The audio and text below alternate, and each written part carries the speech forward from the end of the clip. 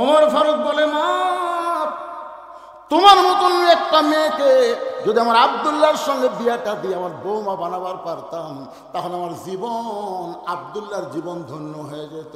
মেয়েটা বলতেছে, আমির আল মুমিন, আপনি কিন্তু আমাকে বলেছেন একটা ভালো ছেলের সঙ্গে বিয়ে বসার অধিকার, একটা ভালো ছেলের সঙ্গে বিয়ে বসার অধিকার ইসলাম দিয়েছে।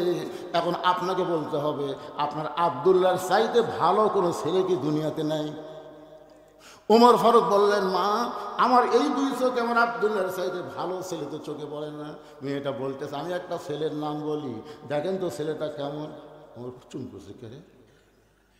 6 বছর বয়সে জেলখানায় বন্দি আছে, 12 বছর জেলখানায় বন্দি, জেলখানায় বন্দি 6 বছর বয়সে মান গ্রহণ করে 12 বছর জেলখানায় বন্দি। আর সেই মেয়েটা কেমনে ভালো ছেলের নাম বলবে? দেখি তো মা, কোন ভালো ছেলের নাম বলো। মেয়েটা বলতেছে, ছেলেটার নাম হলো হোসাইন, মায়ের নাম হলো ফাতেমা, বাবার নাম হলো হযরত আলী, আর নানার নাম হলো মুহাম্মাদুর রাসূলুল্লাহ। এখন আপনি বলেন, এ হোসাইন ভালো না আব্দুল্লাহ ভালো? আপনাদের কাছে না, মেয়েটা উমরের কাছে প্রশ্ন করেছে। এখন আপনি বলেন, আপনার আব্দুল্লাহ ভালো না হোসাইন ভালো? সঙ্গে সঙ্গে উমর ফারুক বললেন, সাইয়্যিদুশ শাবাবি আহলিল জান্নাহ, সাইয়্যিদুশ শাবাবি আহলিল জান্নাহ হাসান হোসাইন রাদিয়াল্লাহু তাআলা আনহুমা, জান্নাতি যুবকদের সর্দার হবে দুইজন, একটা হাসান আর একটা হলো হোসাইন। আমার আব্দুল্লাহর চাইতে হোসাইন আল্লাহর কাছে কোটি কোটি গুণ ভালো।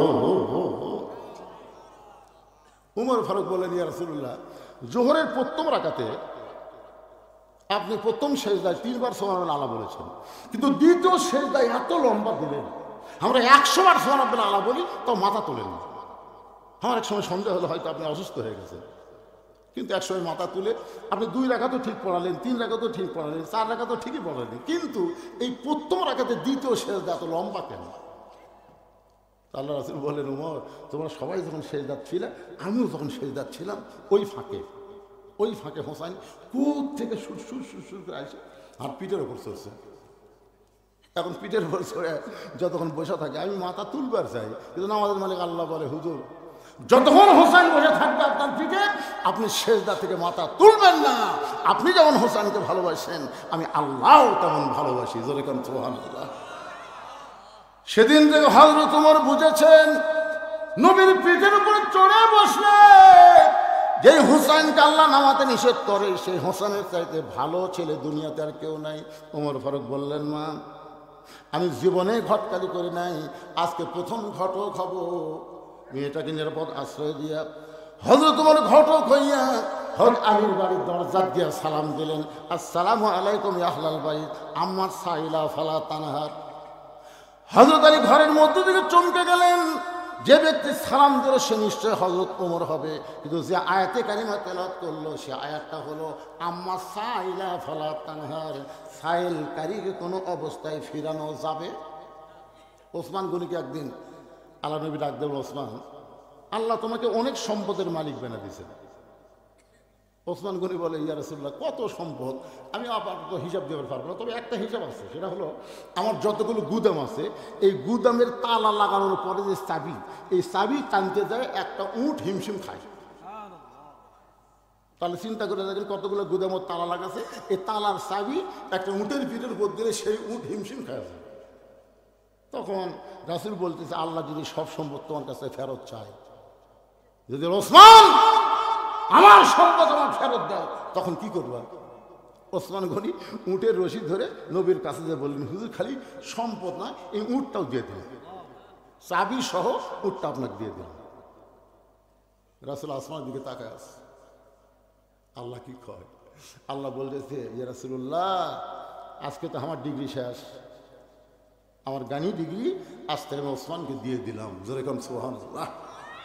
এখানে একটা আমাকে কাগজ দিয়ে বলতেছে, হুজুর, এই যে মাহফিল করেছে, এই মাহফিলের খরচ বাবদ আপনি সবাইকে একটু বলবেন, কারণ রাত বেশি হলে যা হয়, এখন ঘড়ির দিকে তাকায় দেখেন রাত প্রায় 12টা বাজতেছে। যেরকম কথা ঠিক কিনা? আমি কিন্তু এখানে আইছি 9টার আগে, আমি বলেছিলাম 9:30 আমাকে তুলে দেবেন, অসুস্থ মানুষ 12টা পর্যন্ত ওয়াজ করলে মোটামুটি মানুষের একটা তৃপ্তি হবে। তুলতে তুলতে 10:30, 9:30, একেবারে 25-এ তুলে দিচ্ছে। 10টা 25 থেকে এখন 12টা বাজতে 1.5 ঘন্টা কি এরা চিন্তা করতে 2-1টা করে লোক কিন্তু উঠতেছে, রাত বেশি হলে যা হয় আর কি। এই জন্য আল্লামা সাঈদী হুজুর জীবনে 12টা পর্যন্ত তাফসির করেনি, এসার পরে ওয়াজ শুরু, 10টার মধ্যে শেষ। এখনকার বেশিরভাগ তাফসির তাই হচ্ছে, মানুষ কিন্তু আর বোকার দিন নাই, জোরে কোন ঠিক কিনা? একটু বলতেছে হুজুর গামছা ভিতরে দেওয়া হবে 10, 20, 50, 100 টাকা করে, কেউ যদি মন চায় এই কোরআনকে ভালোবেসে কোরআনের মাহফিলের জন্য দান করবে। আপনাদের কাছে যদি ব্যাগ যায় আপনারা দিবেন না? কারা কারা দিবেন আল্লাহকে একটু হাত দেখেন তো দেখি। যারা দিবেন, যা পারেন, অল্প হোক বেশি হোক, যা পারেন দিবেন। পারে কেন মাঝখানে কয়টা মুরব্বী হাত তুললো না, কেন হাত তোলেন না, কেন দিবেন না আপনারা? মাশাআল্লাহ, হাত নামা, সবাই দিবে, সবাই দিবে। আপনারা দেখবেন এই সময় কিন্তু আবার মিন শাররিল ওয়াসওয়াসিল খান্নাস, মসজিদের বাক্স যখন, দান বাক্স যখন মুখের সামনে আসে, আসে না ভাইজান? আপনাদের মসজিদে আদায় করে না? সবার সামনে দান বাক্স আসে না? কথা কয় না রে বাবা, আসে না? তখন আপনার পকেটে কিন্তু দেখবেন, খেয়াল করে 4টা নোট আছে। একটা হলো 500 টাকার নোট, একটা 200 টাকার নোট, একটা 100 টাকার নোট, একটা 10 টাকার নোট। আপনি বলেন তো কোনটা দিবেন? আপনি দিবেন 10 টাকা, কিন্তু আল্লাহ পছন্দ করে কোনটা? আল্লাহ কোরআনে বলেছে লান তানালুল বিররা হাত্তা তুনফিকু মিম্মা তুহিব্বুন, যেই নোটটাকে তুমি বেশি মহব্বত করো ওইটাই আল্লাহ দিয়ে দাও। আল্লাহ দেওয়া মানে তোমারই থাকা, দুনিয়ার ব্যাংকে জমা হবে না, জান্নাতের ব্যাংকে তোমার নামেই জমা করা হবে। এখন ব্যাগ যদি যায়, এখন ছেঁড়া ছোড়া ভাঙ্গা চুরাটাই দিবেন নাকি? হ্যাঁ, এই সময় কেউ উঠবেন না, আল্লাহর রাস্তে বলতেছি। দান করার পরে আপনি উঠে যান, অসুবিধা নেই। যে ঘটনা ধরছি শেষ পর্যন্ত আমি বলবো, তাতে যদি অর্ধেক লোক যায় যাক, কিন্তু আগে কামড়া হয়ে যায়। যেন ব্যাগ ঢোকে না, ব্যাগ ঢোকো ভিতরে, ব্যাগ ঢোকো, ঢোকা আল্লাহ পিছন দিক থেকে ঢোকো। কোন দিকটা ঢোকে রে? মাছ কোন দিক দিয়ে বার হয়? সেই মুহানের দিকে যাও। হ্যাঁ যাও, শুরু করে দাও, আদায় শুরু করে দাও। বাবা আমার মায়েরা যারা বসে আছেন, আপনাদের আলোচনা আজকে বেশি হচ্ছে, মা খুশি হয়ে প্রাণ খুলে আপনারাও দান করবেন। এখানে এমন আল্লাহর বান্দা থাকতে পারে এই কোরআনকে মহব্বত করে 1000, 2000 টাকা দান করবে। 1000, 2000 টাকা ব্যাগের মধ্যে না দিয়া আপনার টেজে দিবার পারবেন যে হুজুর আমি 28 বছর মাহফিলের জন্য 5000 টাকা দান করলাম, 1000 টাকা দান করলাম, 500 টাকা দান করলাম। এখানে প্রধান অতিথি, বিশেষ অতিথি, অনেক অতিথির নাম বিজ্ঞাপনের মধ্যে রয়েছে। তারা ব্যাগের মধ্যে না দিয়া এখানে হাতের মধ্যে দিবেন। এমন কোন আল্লাহর বান্দাকে আছে এই কোরআনকে মহব্বত করে 10,000 টাকা, 5,000 টাকা, এমনকি 1,000 টাকা দান করবেন? এরকম কোন আল্লাহর বান্দা যদি থাকে ব্যাগের মধ্যে না দিয়া তেজে এসে আল্লাহর রাস্তা আপনার দিবেন, কোরআন বুলন্দ হয়ে যাবে, আল্লাহ খুশি হবে। মেহেরবানি করে আসবেন ভাইজান, এই সামান্য 5 মিনিট সময় আদায় করে নিয়ে যদি ভালো হয়ে যায়, সে একদিন মা হবে। আর মায়ের পেট থেকে যে সন্তান আসবে, সন্তানটা এরকম লড়াচড়া করবে না, পাথরের মতন বসে আল্লাহর কোরআনের আলোচনা শুনবে। জোরে কোন কথা ঠিক কি না? এই জন্য ভালো মায়ের দরকার। আমি সেই মাকে বুঝাইতে দিয়েছিলাম, মাশাআল্লাহ, আল্লাহ তোমার একজন বান্দা 1000 টাকা দান করেছে, আল্লাহ তার দানকে কবুল করেন, আল্লাহ নেক নিয়ত লেখাপড়া করেন, আল্লাহুম্মা আমিন। যারা যাচ্ছে চলে যাচ্ছে অসুবিধা নেই, যারা আছেন তারা একটু সামনে দিকে চাপা বসেন তো ভাই, বসেন। আমার সময় জ্ঞান আমার আছে তো, একটা সময়ে আলোচনা শেষ করে দেবো ইনশাল্লাহ। আসেন, যারা যাচ্ছে চলে যাক, কারণ বাতাস দিলে চিটা পাতান ধানের মতোই ঢক আর থাকতে পারে। আপনারা কন তো, যখন ধান বের হয়েছে তখন পাতানের সাইজ, পাতান কর না কি কন আপনারা? পাতান চিটা কন, চিটা আর ধান দুটো ঢপ এক লয়। যখন আদিত করে বান্ধা নিয়ে আসে তখনও চিটা কয় ধান রে আমি তোর সাথে আছি, ধান কয় না রে একসাথে থাকার কথা নয়। পরে যখন আটির ধান মারে তখনও চিটা ধানের সাথে থাকে। কিন্তু এক সময় ধানরা দেখে এই ধানের মধ্যে চিটাকে আর রাখা যাবে না, তখন একটা বড় ফ্যান দিয়ে বাতাস দেয়। ওই বাতাস দেওয়ার সাথে সাথে চিটা কিন্তু থাকবার ছিল আর থাকতে পারে না, উড়ে উড়ে চলে যায়। তোরে কোন ঠিক কিনা? যখন আদায় শুরু করা হয় তখন চিটা পাতান মার্কা ইমানদারেরা আর থাকতে পারে না, তারা উড়ে উড়ে চলে যায়। যে কয়টা দানাদার এরা কিন্তু থাকে, যতই বাতাস দেন এরা কিন্তু নড়ে না। তোরে কোন কথা ঠিক কিনা? এই জন্য আমার সামনে যারা বসে আছেন দানাদার ইমানদার, একটু মনোযোগ দিয়ে শুনবেন। হযরত আলী চমকে উঠলেন, যে আমারে সালাম দিল, সালাম শুনে বুঝতে পারলাম হযরত ওমর বাংলাদেশের মতন 96 দেশের খলিফা, কিন্তু একটা আয়াত দিয়ে তেলাওয়াত করলো, আম্মা সাইলা ফালা তানহার। আপনার বলেন তো এটা কি আয়াত? এটা কিসের আয়াত? বুঝতে পারছেন? সায়েলকারীকে ফিরানো যাবে না, সায়েলকারীকে ফিরানো যাবে না। হযরত আলী দরজা খুলেই বলতেছে, ওয়ালাইকুম আসসালাম ইয়া আমিরাল মুমিনিন। এই ফকিরের আয়াত কেন করলেন? ওমর ফারুক বলতেছে, আলী ভাই, জীবনে যেই কাম করিনি আজকে সেই কাম। বলে কি কাম? বলে ঘটকালি, ঘটকালি কাম। তোমার হোসেনের সঙ্গে আমি একটু ঘটকালি করবার চাই। আলী কয়, আলহামদুলিল্লাহ, আপনার মতো মহান ব্যক্তি যদি ঘটক হয় তাহলে পাত্রী ভালো হবে। আপনার বলেন তো, ঘটক যদি ভালো হয় পাত্রী খারাপ হবে না ভালো হবে? ওমর বলতেছে, আলী, আমার আব্দুল্লাহর সঙ্গে বিয়ে দিবার চাইলাম, কিন্তু আমার আব্দুল্লাহকে মেয়েটা পছন্দ করে না, মনে মনে তোমার হোসেনকে কামনা করেছে। আলী বলতেছে, মেয়েটার যোগ্যতা কি? ওমর ফারুক বললেন, 6 বছর বয়সে ঈমান গ্রহণ করছে, ঈমানের কলেমা পড়ে নাই, ঈমানকে গ্রহণ করেছে। শুধুমাত্র ঈমানকে গ্রহণ করার জন্য ইন্নাল্লাযীনা ক্বালু রাব্বুনাল্লাহু সুম্মা ইসতাকামু তাতানাজ্জালু আলাইহিমুল মালায়েকা আল্লা তাখাফু ওয়া লা তাহজানু ওয়া আবশিরু বিল জান্নাতিল্লাতী কুনতুম তুআদুন।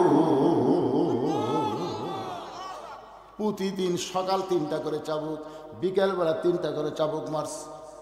12 বছর এমন নির্যাতনের পরেও মেয়েটা ঈমান হারা হয় নাই।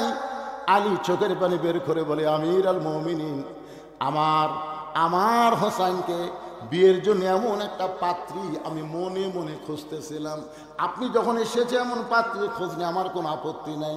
ওমর ফারুক এক টানে আলীকে বুকের মধ্যে নিয়ে বলতেছে, ভাইজান, আমার ঘটকালি আল্লাহ কবুল করেছে। যেই মাত্র ওমর ফারুক বললেন ঘটকালি কবুল করেছে, এমন সময় হোসেন ঘর থেকে বের হয়ে সালাম দিল, ও দুই মুরব্বী, আপনার দুইজন যেভাবে কোলাকুলি করতেছেন মনে হয় বিয়ে আপনারাই করবেন। ওমর ফারুক রাস্তা দেখলে শয়তান কয়দিন যায় না, জোরে গান কয়দিন যায় না।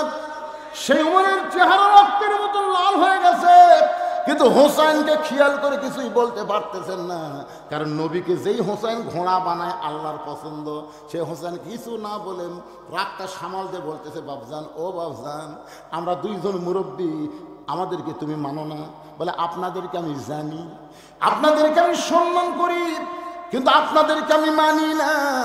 একজন মুরব্বীকে আমি শুধু মানি, সেই মুরব্বী হলো আমার নানা। আজকে তবলিগেরা 2 মুরব্বী মানার কারণে গন্ডগোল, ধরে কোন কথা ঠিক না? খালি 2টা মুরব্বী, একটা হলো সাতপন্থী, একটা হলো জোবাইরপন্থী। এই 2 পন্থী হওয়াতে হাইরে ভাই একটা টঙ্গি দখল করা নিয়ে খুনাখুনি হলো।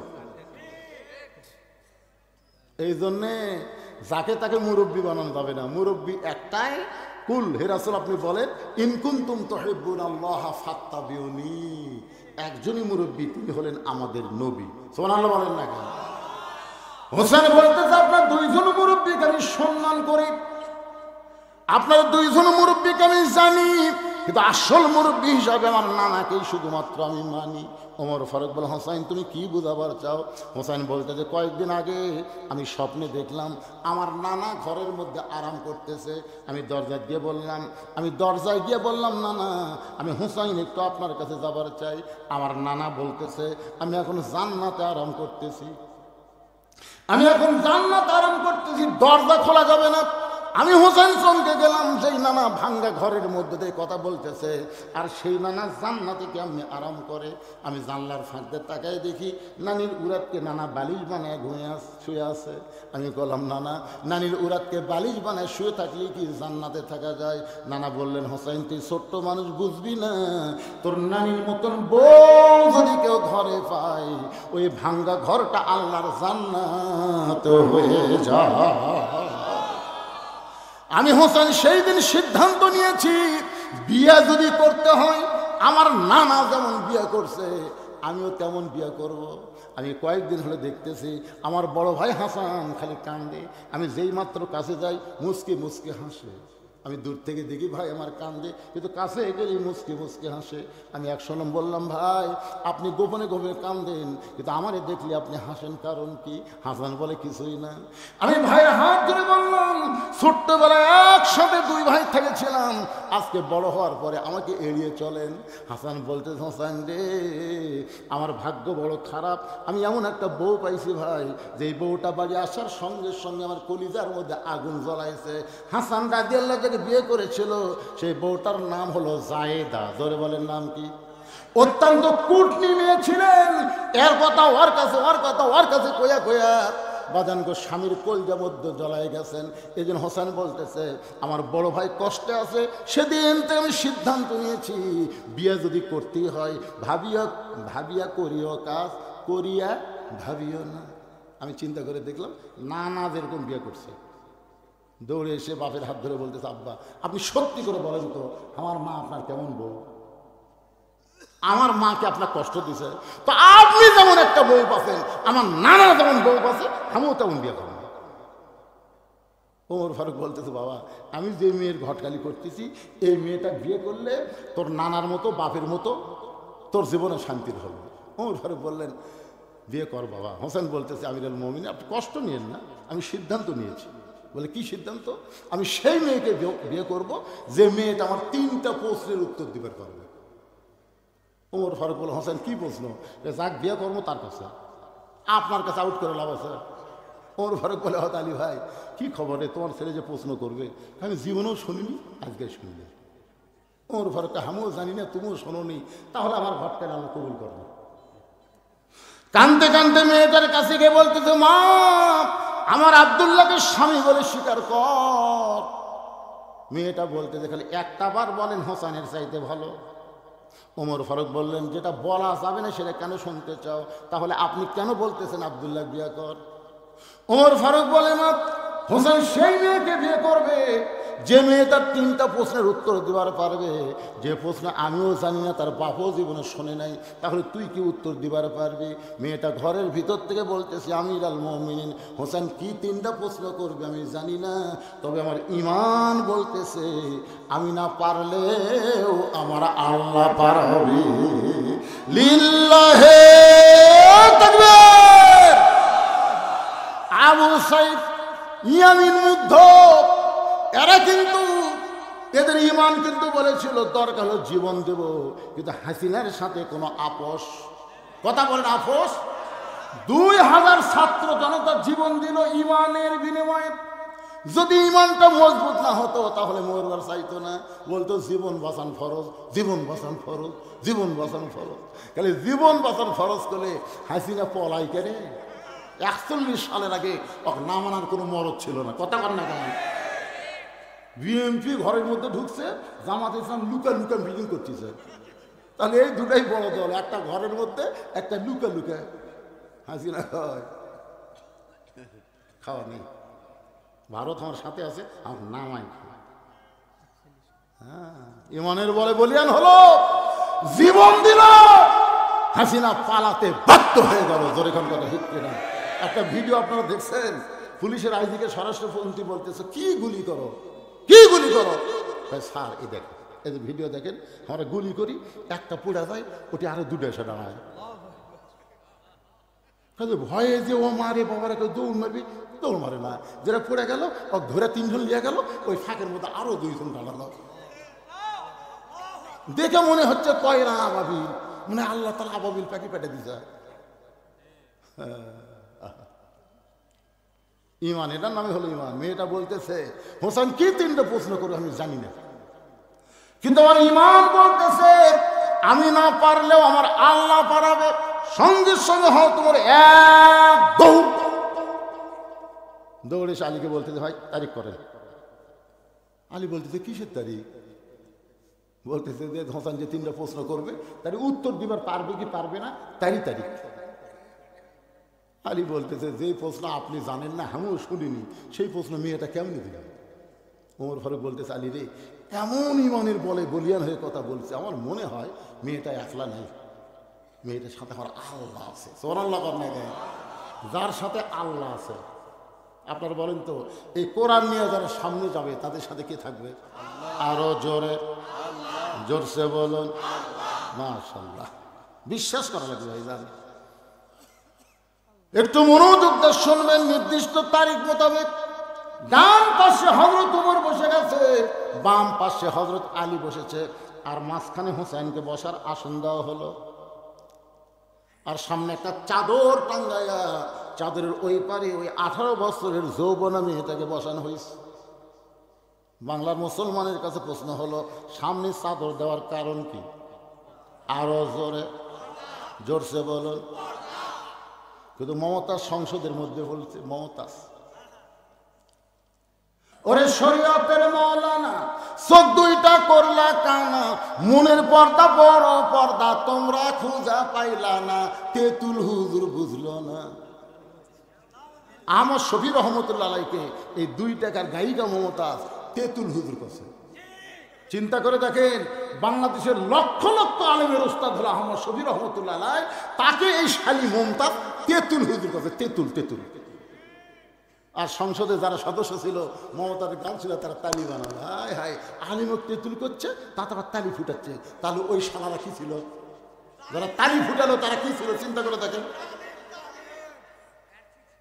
আরে কি গান! আগে করের মন আখেরের কাজ, ধ্যান যোগ্য হয় দিলের নামাজ। ও তোমার পাঞ্জে গানা, নামাজ পড়া লাগবে না। কোরআন হলো 90 পারা, কোরআন হলো 90 পারা, শরীয়তে মানে না, শরীয়তের মৌলানা, চোখ দুইটা করলা কানা, মনের পর্দা বড় পর্দা তোমরা খুঁজা পাইলা না, তেতুল হুজুর বুঝলো না। তো মনের পর্দা যদি বড় পর্দা হয়, আপনারা বলেন তো ওমর ফারুকের মন ভালো না খারাপ? এই ভালো বলতে যদি মুখ বন্ধ থাকে, ওমর ফারুকের কি সন্দেহ আছে আপনাকে? জোরে বলেন, ওমর ফারুকের মন ভালো না খারাপ? হোসেনের মন ভালো না খারাপ? হযরত আলীর মন ভালো না খারাপ? তারপরেও সামনে চাদর দেওয়ার কারণ মনের পর্দা, পর্দা না, পর্দা হলো আল্লাহর আইন। যেদিন কোরআন দিয়ে বাংলাদেশ চলবে, সেদিন মেয়েরা ইচ্ছা করে পর্দা গ্রহণ করবে।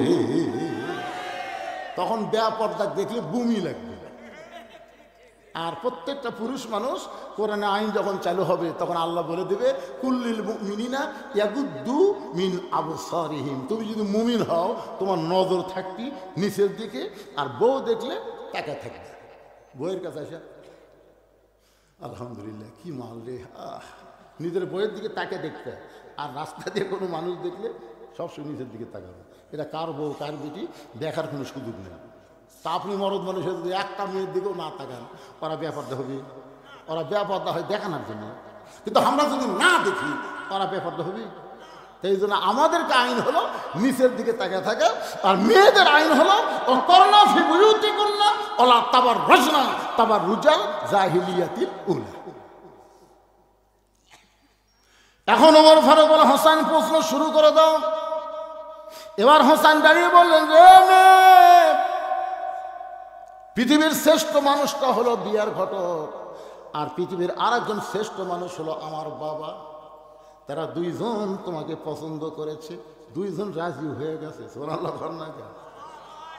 কি হযরত আলী এর উপর কোলাকুলি করেনি?